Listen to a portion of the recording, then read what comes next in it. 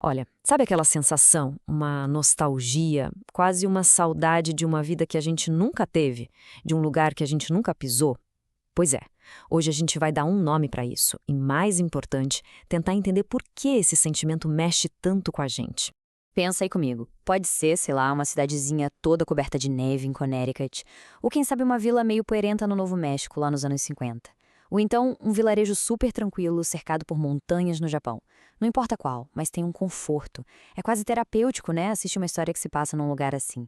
Pois é, a internet que adora dar nome para as coisas batizou isso de anemóia. Legal o nome, né? Mas por quê?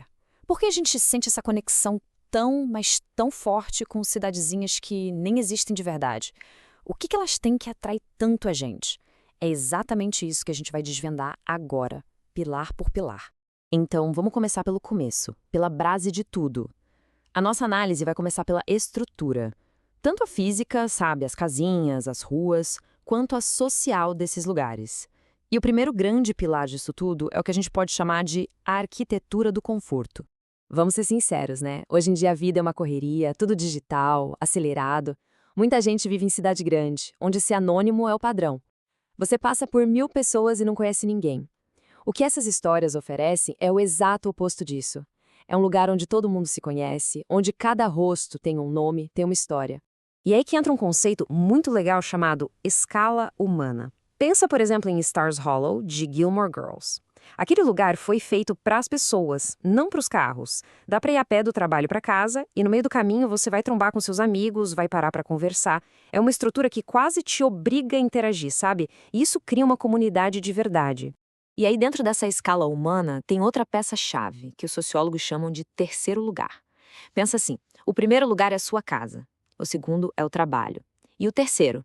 Ah, o terceiro é aquele porto seguro, sabe? O café da esquina, a lanchonete, aquele lugar neutro onde a comunidade se junta, bate um papo, fortalece os laços. É literalmente o coração social da cidadezinha. Então, o ponto todo é esse, olha só.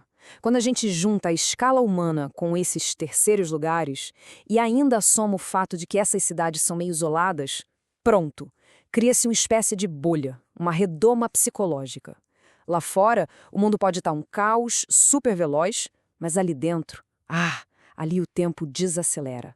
E o mais importante, cada pessoa importa de verdade. Ok, agora vamos fazer uma viagem. Vamos para o outro lado do mundo, porque a versão japonesa desse vilarejo ideal, ela adiciona uma outra camada na história. Uma camada de harmonia com a natureza, de uma conexão espiritual muito, muito forte.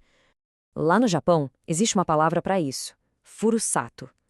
É uma palavra que carrega um peso enorme, sabe? É tipo uma saudade profunda, cultural, de uma terra natal idealizada. Aquele lugar perfeito onde as pessoas e a natureza vivem numa boa, em total harmonia. Se você já viu os filmes do estúdio Ghibli, com certeza já sentiu isso, mesmo sem saber o nome. E é justamente o contraste que alimenta esse sentimento de Furusato. Um exemplo perfeito é Your Name. De um lado você tem o Taki, na loucura que é Tóquio, vida super acelerada. Do outro a Mitsuha, lá em Itomori, um vilarejo onde a vida segue o ritmo das tradições, da natureza.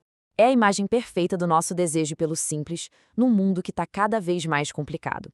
Junto com isso, vem outro conceito japonês incrível, mono no aware. É a sensibilidade para a beleza das coisas que são passageiras.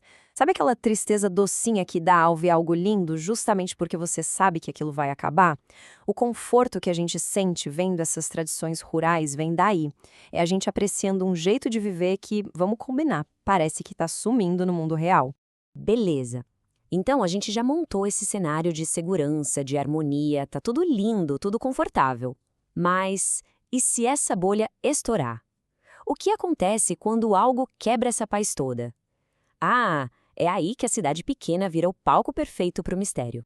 Olha só essa comparação que interessante. Quando uma coisa bizarra acontece numa cidade grande, vira filme de desastre, né? É tudo gigante, impessoal. Agora, quando o desconhecido bate na porta de uma cidadezinha isolada, a coisa toda muda. O extraordinário vira algo íntimo. O perigo não é para o mundo, é para aquelas pessoas. E a solução? Bom, a solução tem que vir de dentro, da própria comunidade. E os heróis dessas histórias? Quem são? Não espere agentes secretos ou cientistas famosos, não. São pessoas comuns. É o radialista que trabalha de madrugada, a telefonista do turno da noite, é É um mecânico, gente boa, tipo o George Molly no filme Fenômeno, que do nada ganha uns poderes incríveis. São as crianças andando de bicicleta. É o comum virando extraordinário na nossa frente. Percebe? Aquele mesmo isolamento que antes era puro conforto, agora ele aumenta a tensão ao máximo. O mistério ganha um ar quase místico porque simplesmente não tem para onde fugir. O problema está ali e precisa ser resolvido por eles. E é isso que deixa a gente tão preso na história, muito mais envolvente. Certo. Então a gente já passou pela arquitetura, pela espiritualidade e pelo mistério. Agora é hora de amarrar todas essas pontas. Vamos conectar tudo isso para entender de vez o que essa fascinação toda revela sobre a nossa busca por conexão. Então, recapitulando rapidinho o que a gente viu, basicamente são 3 pilares. Primeiro, a arquitetura do conforto, que é sobre a nossa busca por segurança. Depois, a harmonia do Furusato, que fala da nossa necessidade de ter um elo com a natureza, com a tradição. E por último, o mistério íntimo, que nada mais é do que a nossa busca por um sentido maior nas coisas. E aqui que está o pulo do gato, a ideia central de tudo isso. Pode ser num romance de Natal, na beleza de um cometa cruzando o céu do Japão ou no suspense de um sinal de rádio estranho. O fascínio é sempre o mesmo. No fim das contas, a atração por esses lugares não é só para fugir da realidade. É uma busca por vizinhos. É a busca por histórias que pegam o isolamento e transformam em conexão humana de verdade. No fundo, essa anemóia, essa nostalgia por um lugar onde a gente nunca esteve, talvez seja só saudade de um tipo de comunidade que a gente sente que perdeu em algum lugar do caminho. E olha, enquanto o mundo real continuar nessa velocidade maluca, essas cidadezinhas idealizadas vão estar sempre lá, de portas abertas. Não pra gente fugir, mas pra gente se lembrar do tipo de conexão que, no fundo, todo mundo ainda procura.